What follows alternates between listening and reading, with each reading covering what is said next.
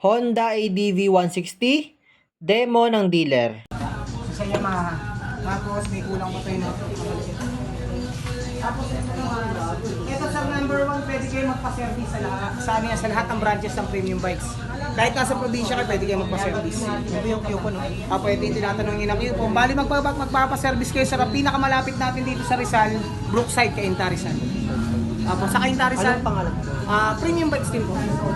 Brookside Gate 2. Makikita nyo na po yun. Premium bikes din nakalagay sa kanya. Okay. Tapos may makikita content. Pagka dinire-direct mo yan, pababa ka ng tikling. Pagbaba mo ng tikling, dire-diretso, ano mo po yung junction. Bago mag-junction, makikita nyo siya nasa right side. Along highway lang po siya. Ito po yung papakita nyo. Wala kayong babayaran dyan sa labor ng mekaniko sa pagpapa-change oil, saka sa pagpapag-gear oil. Kailan po magpapa-change? First 500 km. Yes po. First 500 km, pa-change oil na po kayo, sir. Pagka once na natapos yung 500 km, kahit wala pang 500 km, sir, bago mag-isang buwan. Bago mag-isang buwan, dapat naka-change oil na. Kasi medyo natagal na ng stock nito ng ADB nito. Dapat ito, maano agad yung mga umido niya na nasa makina. First 500 km. Kailan po start ng 1 month? Ngayon po, no? Apo, ngayon na po. Kunyari, ano ngayon? 27. Next month, bago mag-27, pa-change oil na kayo. At dito siya nakalagay sa lab, baka hanapin niyo po yan. Marami kasing client na nakalimutan doon, pero nandito sa ilalim. Tawag dyan, sir, ano po, free service coupon. Tapos ito, sir, dito kayo sa may kabila, meron ako ng susi nyo. Ito number 1, ma'am, sir, iwasan nyo mawala to. Kasi 38,000 pagka nawala po ito. Kasi, yan, nawala nyo lahat yan. Nawala nyo, wala na kami susi nito. Dalawa lang ang susi lagi namin na original. Isa sa inyo, isa. Yung pag-cash naman kasi dalawa, pag-install nyo, tag-isa, kinukuha. Ito,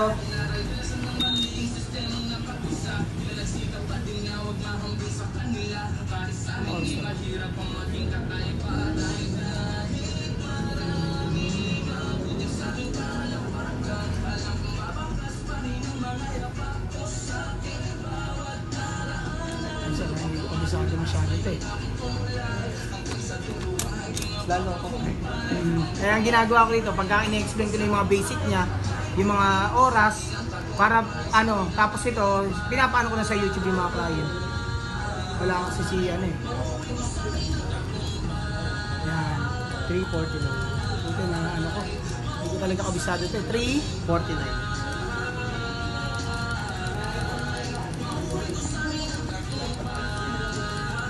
50. Yan.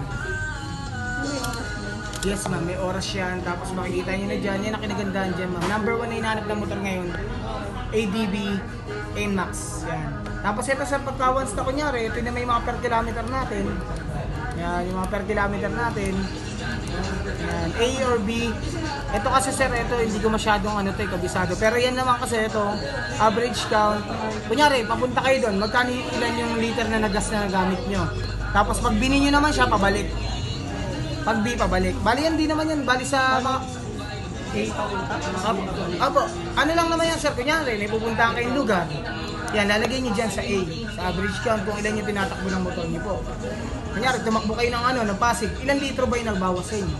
Ganun po. Pero yan, kadalasan naman, hindi naman ito. Yung B, kunyari, pabalik na kayo naman ulit dito. Ilan naman yung, kunyari, galing naman kayo dito. Pumunta na kayo Pasig, pabalik dito. Mag-check nyo kung ilan yung mga kilometer na nagagamit nyo po sa motor nyo. So, parehas lang po talaga. Yes po, parehas lang po sila. Tapos, yan, sa may battery. Yan, trip A, trip B. Yan naman din sir, parehas lang din sila. Sa trip A, yung sa may yung consumption ng gas, pangalawa sa consumption din ng gas, pabalik din pag ganun po. Ay, gas yung in trip. Yung una po, yung ilap. Ay, yung ito po. Ito po, saan po ba? Hindi ko masyadong ano po ito Yung sa... ano po, yung A kanina. Yung A, And B. A and B yan, parehas lang yan, papunta, pabalik din po yan. Ayun po yung kilometer. Yung per kilometer din po siya. Ito po yung sa gas. Yes po. Ito yung sa kilometer. Yes po, kung ilang tinakbo. Ito po yung sa, sorry sir, ito yung sa kilometer niyo po ng gas dito. Ito po yung tinakbo ng motor niyo kung ilang kilometer. Ito po dito naman sa kabila, yung sa may gas naman po. Ay, baliktad din. Yes po. Tapos, system naman. Kasi baka sabi mali-mali yung ano ko eh. Ayan. Tapos ito naman sir, ayan, bali yan, nakasetup na rin po siya. Pag once na magpapaano kayo sir, mag-i-start kayo ng motor, antayin nyo lang lagi mawala si check engine, yung kulay orange na yun. Kunyari, yung kulay orange na yan, pagka once na nawala na yung kulay orange yan, pwede nyo siyang open. Ayan. Tapos sa ito naman po, alam mo na yung sabi ba, no? Sa may susi. Hanapin natin kung sino yung naka-open. Ayan. Ito yung naka-off. Ito yung naka-open. Tapos papatayin natin tong isa. Kailangan pula. Yan, kapatay na isa. So, ito naman yung Opo, ito lang yung muna yung magagamit nyo. Pag hiwalay nyo, mas maganda siya. Pagka once na nag-lock yung susi nyo, kunyari na lobat, pero sa ADB naman, bihira lang kasi wala naman siyang Y-connect. Ito lang yun yan. Tapos pagka magpaparada ka sa lagi mong tatabi ito yung number 1 ninanakaw na ngayon. Nakikita ko sa Facebook. Ay sa sa social media, yun ang number 1 ninanakaw. Kunyari sa kaya, nakasarado yan. Naiwan nyo yung susi sa loob. Yan, ito yung pambukas niya. Eh, bali may sariling pattern yan, hindi yan magkakaparehas. Tapos ito, ibabalik niya po yan. Kunyari sir, ibabalik yan. ano po, masisip yung namin na hindi nakakapag. Wala talagang ano siya sir. Kaya number 1 dyan, pagka once na umalis kayo, kunyari mas kitanggal, lagay sa bulsa. Tapos yung iba naman dyan, nilalagyan ng tornilyo. Pangit naman pag nilagyan ng tornilyo. Tapos ito sir, number 1 ang technique dyan. Kunyari number 1, ito technique susi dyan sir. Saan hindi pa? Kunyari yan, nandiyan sa malayo yung susi. Tignan natin kung ma-open siya. Hindi siya na-open. Hindi na kayo pindot ng pindot sa susian. Kasi pagka once na papindot kayo ng pindot sa susian, may tendency na malobat lagi siya. Malobat siya. Yan, parang kagaya lang din siya sa NMAX pagka once na nilayo mo yung susi. Kunyari yan, isang di pa lang. Pag nilapit mo yan, automatic na yan, pwede mo na siya i-start. Kumbaga, naka-sensor, naka-notif sa kanya yung motor. Kunyari ito sir, kahit hindi mo na siya i-display ng ganito, lagi mo na siya nakatago sa katawan mo. Ito yung parang pag kunyari, tinutuwang kayo, gusto kunin yung motor niyo. Ayan, ibigay niyo po siya. Ibigay niyo po siya, tapos ito siya. Mamamatay ng kusa yan. Tapos pagka once na kunyari, in-start niyo, pinatay niyo na yung side stand, automatic mamamatay yan, pinalayo ka na. Pero mas maganda, yun ang number 1 technique talaga nito, nakatago sa katawan. Nakatago sa katawan kasi minsan, alam mo, pagka ADB. Hindi rin nila alam eh. Hindi rin nila alam yan, kaya ngayon, pero ngayon, ano na nila, nakanotif kasi ito eh. Yan, kunyari yan, nakalayo yung susi dyan, nilayo mo yan. Hindi na mag-i-start yan. Kasi iba kasi turo ng iba sir, pinipindot ng pinipindot. Tapos ayan, dito yan naka-open. Ayan. Yan. Tapos sa starting naman natin sir, ng pag-open ng ADB, antay lang natin lagi mawala si check engine. Yung ano na yan sir, yung kulay, ano na orange. Pag nawala na yan sir, ito lang number 1 ang pang-starter ng ADB sa kaliwa lang, hindi siya sa kanan. Kaliwa, diinan nyo lang po yan, pinakadiin nyo. Tapos push start. Kusina. High low. Para lahat ng wiring sir, ma-check natin bago natin na rin yung shading. Sa kaliwa, signal light. Tapos sa kaliwa.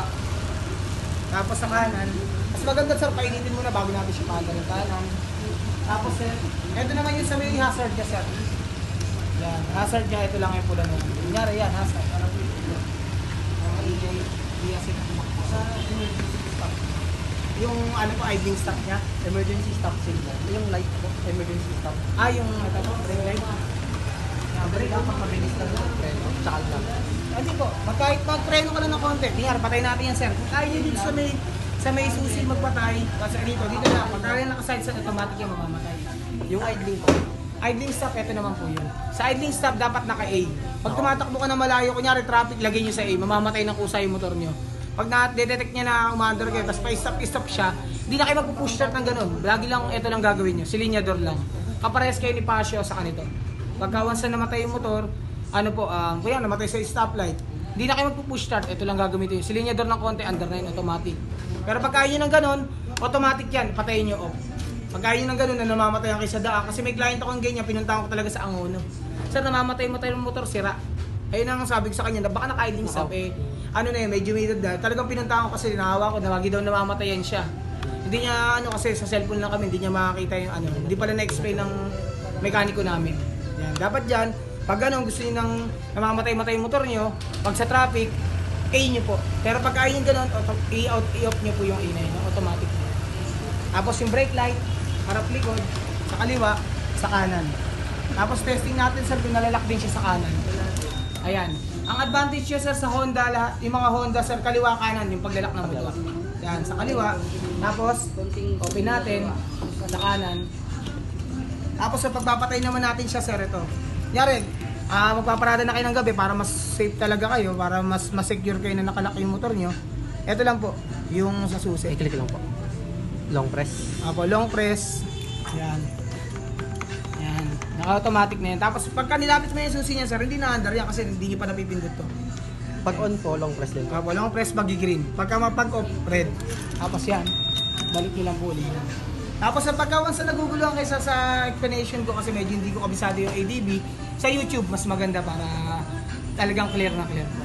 Tapos ito sir, pag-iwalay nyo na lang po ito sir ha. Ito magkahiwalay, tapos ito itabi nyo. Ano po, para saan po ba to? Code po yan. In case na mawala nyo yung susi lahat, di kayo makakuha ng duplicate dito dahil wala na kaming duplicate yan. Dalawa lang ang laging binibigay ni Honda, ni Yamaha. Ito po yung... Ayun yung paggagawa nyo sa may mismong Honda. Kaya wag nyo mawawala yung sir. Kasi Pag nawala po, ito lang yung papakita namin. Opo, yun yung papakita nyo. Kasi pag kasama na wala po ito, pati ito, abutin ng 38,000 yan, sir. Ayun yung number na body niya. Kaya ang dami ko sinabihan na client, may nawalang ganyan na client ko, hanggat sinurrender niya na rin yung motor. Hindi niya na hindi niya alam kung paano, nasa kanya na yung code. Hindi namin alam kasi nga, kinash niya rin. Ayun, nag-request pa siya sa Honda, hassle. Hanapin pa ng Honda kung ano yung ito, system. Ayan, isang search lang, isang yung mga code na yan. Yan, mga code. Kaya huwag niyo papakita yung code na yan. Dahil yan, pagka yung code na yan, pwede sila makapagbawa ng susi. Ito po, alarm. Ito lang po, yung yung may... Ito po, Ito, hindi. Yan, nakapatay na yan eh. Ito yung gagamitin nyo. Pagka naka-green yan, yung nakabukas. Ito yung gamit yung susi. Pag ito, naka-off yan. Ano po yung nasa taas? Alarm po yan. Bali, alarm na. Automatic na po yan pagka once na nagalaw yung nyo po. Kunyari ito. Yung kasi May off po ba yan? O... Apo, may off po yan. Kunyari yan. Yan, pinatay nyo yung alarm. Tapos pag-open nyo naman, yan, naka-green. Ito kasi, alam ko hindi kasi masyadong kabisado si ADB. Pero yan, may alarm yan. Kanina nakita yung nag-alarm. Opo, Isang galaw lang. Medyo may sensor kasi ito eh. Pagka ito, yan, ito alarm. Yan, ito yung alarm yan, tapos yung sa susi niya. Kasi pagpapatay nyo na may alarm sa gabi, red lang. Parang sa may lang, gares lang sila. Yan, di ba, naka-open yan. Pag ito ang pampatay dyan, ito lagi ang pampatay ng motor sir ha. Ito alarm lang yan. Opo. Ito yan. Yan. Tapos i-open ko na rin siya, laging green. Laging green po yan. Para pagka in case sa gabi may gumawak ng motor niya, maririnig niya yan. Kasi pa-safe ako nito sir ha. Yan, baka kasi malaglag. Tapos sir, ang addition, gas ito sir dapat unleaded. Papultak natin dahil advice ni Honda Philippines. Pagka bago yung motor, papultak natin yung motor. Unleaded po yung recommended ni Honda. Yes po. Yan. Okay na po. Tapos sir, yung po, yung papers nyo. May kailangan sir, pero malauli ako ng nyo. Ito sir, pag open nyo naman pala, hindi ko pa pala na-explain to, sorry. Ito, yan. Pag nakalock, diba yan sir, kunyari nakalock. Lagi nyo lang tututok to, tong arrow na yan, sa seat. Sa seat. Opo, pag nakatutok na sa seat, Pwede na yun. pwede nyo siyang open. Ito yung sa seat, sa upuan. Tapos nandiyan na yung basic tools nyo. Basic tools, pre-service coupon, tapos yung basic tools. Tapos yung battery niya nandito. Yan. Nandiyan na yung battery niyan. Tapos pag nalock nyo po yan, nalock na po. Ito na may pag-open ng gas. Kunyari yan, tututok nyo yan sir ha. Diba natutok nyo na yan. Teka lang natin yun. Yan. Nakatutok na sa seat, open nyo yung fuel. Yan na yung fuel niya. Lagayan ng fuel, ito po. Additional yun ng gas sir dahil yung gas niya for activation na po yung gas niyan. Bali yan. Yan, paglalak nyo. Yan, okay na po yan. Bali pag gagawin niya sir, bali first 500 km, huwag niyo pong kalimutan, pa-change na kayo. Kahit wala pa siyang per 100, basta bago mag 1 month, pwede na kayo magpa-change. Ano pa pong maintenance? Yung CVT, every 3,500. Yung tinakbo niyo po. Siguro sa loob ng ng 2 buwan, 3 buwan, CVT na yun. Ano pa po? Huwag nang pa-tune up. Yung tune up, bihira lang naman yun. Kasi naka-computer box sa lahat. Hindi na siya kagaya ng mga dating motor. Kada mga wave, tune up. Ito kasi automatic yan, ay lahat yan ng mekaniko. Pag dinala niyo po yan doon, ma-explain lahat sa inyo. Number 1 lang, change oil. Change oil sa gear oil. Ilan po Cylinder, 160 po yung ito eh. 160cc. yung ano po, oil capacity. Oil capacity, 8.5.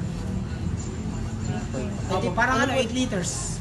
Oil po, hindi yung Ay, yung engine oil po. Yung engine oil niyan, 1 liter po siya. 1 liter. Yes po. Kasi hindi siya kagaya nito, 8 liter eh. Ito, 160. Kaya ito lang yung shield. Yan siya, shield naman ito sir. Ito lang, taas lang po ito. Yan. Hilaw po. Ito po. Yan, hilahin nyo lang, dalawang sabay. Kunyari, gusto nyo nakataas, pag bababa, nakababa naman po. May kasama na mo ba ang connector pa? Meron na rin po. Hindi na po ba yun? Yes sir, ayan po. Bali wire na lang po yung kailangan nyo, meron na po siya.